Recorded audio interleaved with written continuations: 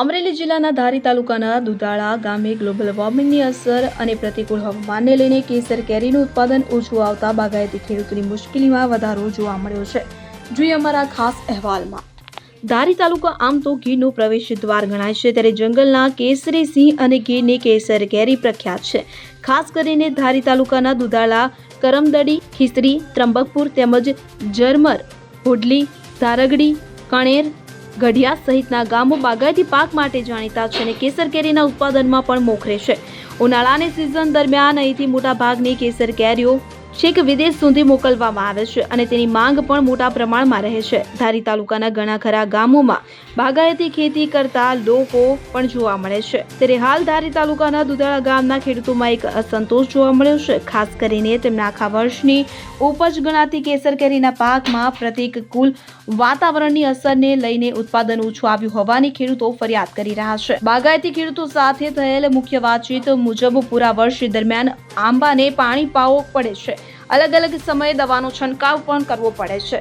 સાથે પૂરતા પ્રમાણમાં આંબાની માવજત પણ કરવી પડે છે. ત્યારબાદ કેરીનો ફાલ આવતા બાગાયતી ખેડૂતો તેમના આંબાઓને ઇજારા ઉપર ભાડેથી આપી દે છે. ઇજારો રાખનાર સાથે થયેલ એગ્રીમેન્ટ મુજબ આંબા ઉપર લાગેલી મોટા ભાગની કેરી પછી ઇજારદારને થઈ જાય છે અને તે પૈકી ઇજારદાર ખેડૂતને નિશ્ચિત રકમ આપે છે. પરંતુ આ વર્ષે અગાઉ વ્યાપક પ્રમાણમાં કમોસમી વરસાદની કહેર પણ જોવા મળી હતી. તેમજ અલગ અલગ સમયે બદલાતા વાતાવરણની પ્રતિકૂળ અસરને લઈને આ કેરીનું ઉત્પાદન ખૂબ જ ઓછું આવ્યા હોવાની ફરિયાદ દુધાળા ગામના ખેડૂતો કરી રહ્યા છે. ગ્લોબલ વોર્મિંગની અસર ખાસ કરીને આંબાઓમાં જોવા મળે છે. સાથે પ્રતિકૂળ વાતાવરણને લઈને ઉત્પાદન પણ ખૂબ જ ઓછું આવે છે. તેમ છતાં આ જગતનો તાત આવતી ગમે એટલી મુશ્કેલીનો સામનો કરીને અડગ પર્વત સમાનો ઊભા રહે છે. ત્યારે હવે જોવાનું રહ્યું કે દર વર્ષે ધારી તાલુકાના બાગાયતી ખેડૂતોમાં આવતું કેરીનું ઉત્પાદન આ વર્ષે કેટલું ઓછું આવે છે. હિંમતભાઈ, દુધાળા, ધારી તાલુકો. આ વર્ષે અમારે એટલે કે દુધાળામાં આમ તો આજુબાજુ બધી છે, પણ અમારા ગામમાં અત્યારે જે આંબેરણ કેરીને જે આવવી જોઈએ એમાં 80% આવરણ ઓછું છે અને જે 20% આવ્યું છે એમાં કુદરતી હવામાનને હિસાબે 10% તો ખરી ગયું છે, બાકી 10% જ વધ્યું છે. એટલે ઓણ આવરણમાં કેરીમાં બહુ ખાસ જોયા જેવું છે જ નહીં. એટલે અમારે બહુ નુકસાની ઘણી છે. 80% એટલે વધારે કહેવાય અને એમાંય 10% તો પાછું ખરી ગયું છે. એટલે કેટલી નુકસાની થાય. બનવાનું કારણ શું? બનવાનું કારણ એ કે કુદરતી હવામાન, જે કુદરતી હવામાન છે જે એને જોઈ એ એને હવામાન મળ્યું નથી અને એને હિસાબે અમારે આવરણ ઓછું જ થયું છે. કુદરતી હવામાનમાં જે ઠંડી કે ગરમી જે આંબેરણને જોઈએ છીએ એ આંબેરણને એ વસ્તુ મળી જ નથી. એટલે એને હિસાબે થોડુંક અમારા નુકસાન થયું છે. મધુભાઈ પોકિયા, ગામ દુધાળા, તાલુકો ધારી, જિલ્લો અમરેલી. પણ હવામાનને કારણે 80% પાક અમારો આંબાના બગીચા ફેલ થયા છે. આ કેરી ઓછી આવવાનું કારણ શું?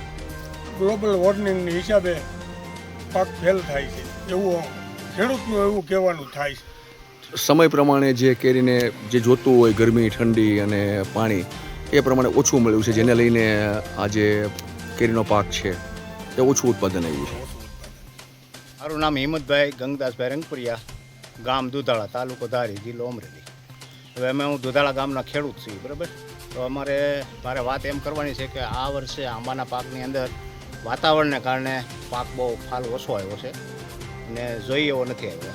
શું કેટલો પાક ઓછો આવ્યો? પાક એટલે આમ તો હોવો જોઈએ એની કરતાં 20% છે અત્યારે. 80% પાક 80% પાક ફેલ છે. એમાં માવઠા અને વાતાવરણને કારણે ફાલ આવી અને ખરી ગયો છે.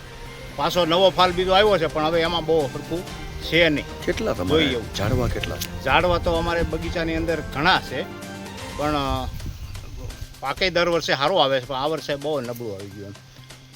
સોલંકી અજય હિંમતભાઈ, ગામ ચલાલા, તાલુકો ધારી, જિલ્લો અમરેલી. આ ઇજારો અમે બગીચાનો રાખ્યો છે. કેમ છે પાકમાં? પાકમાં કાંઈ બહુ છે નહીં, કાંઈ હવામાનની હિસાબે પાકમાં ઓછું છે. દર વર્ષે આવે એની કરતાં ઓછું આવ્યું? દર વર્ષે આવે એની કરતાં ઓછું આવ્યું છે. કેટલા ઝાડવા છે? આ કુલ ઝાડવા 200 ઝાડવા છે. મારું નામ અરવિંદભાઈ ગંગદાસભાઈ રંગપરિયા, ગામ દુધાળા, તાલુકો ધારી, જિલ્લો અમરેલી. જે બગીચાની અંદર જે કેરી આવવી જોઈએ એના કરતાં આ વર્ષે વાતાવરણ ખરાબને હિસાબે 10% જ કેરી આવી છે. એટલે અમને ખેડૂતોને નુકસાન છે પૂરેપૂરું. મારે 500 ઝાડ છે અને બાગાયતી ખેતી 35 વર્ષથી બાગાયતી ખેતી છે, પણ એમાં આ વખતે કાંઈ કમાઈ લેવાનું છે નહીં. આનું બનવાનું કારણ શું? જે વાતાવરણ જે માવઠા થયા એના હિસાબે ઝાકળ તડકા જે જોઈ એ પ્રમાણે ન આવ્યા અને વધારાના આવ્યા, એટલે આવું વાતાવરણના હિસાબે અમારે નુકસાન થયું છે. આ બગીચામાં કેટલા વૃક્ષો છે? આ બગીચામાં 550 વૃક્ષ છે અને ચારે ભાઈઓના થઈને 2000 વૃક્ષ છે.